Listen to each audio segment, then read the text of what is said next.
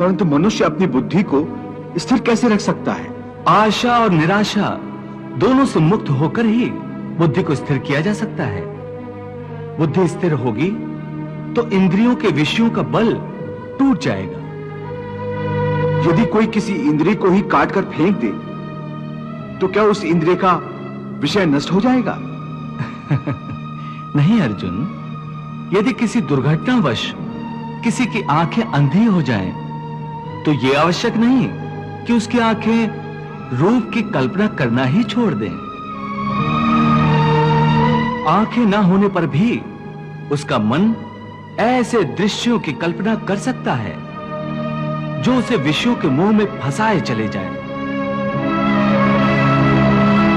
पार्थ, एक अंधा मनुष्य भगवान के स्वरूप की भी कल्पना कर सकता है और एक नारी के शरीर की भी कल्पना कर सकता है। सो किसी इंद्रिय के होने ना होने से मन की वासना और आसक्ति में फर्क नहीं पड़ता।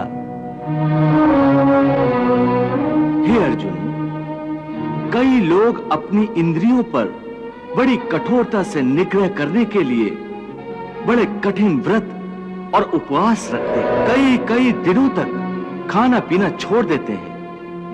फिर भी यदि उनका मन भांत भांत के स्वादिष्ट भोजनों की वासना में ही अटका रहे तो हठ के द्वारा किए हुए इस व्रत उपवास का क्या लाभ है? ऐसे लोग हठ के द्वारा अपनी इंद्रियों को सुखाकर निर्बल तो कर देते हैं, परंतु इससे विषयों की आसक्ति का त्याग नहीं हो सकता। याद रखो, विषयों से अधिक खतरनाक है विषयों की आसक्ति, और विषयों की आसक्ति का त्याग केवल इंद्रियों के निग्रह से नहीं हो सकता। आसक्ति का त्याग केवल मन के निग्रह से होता है।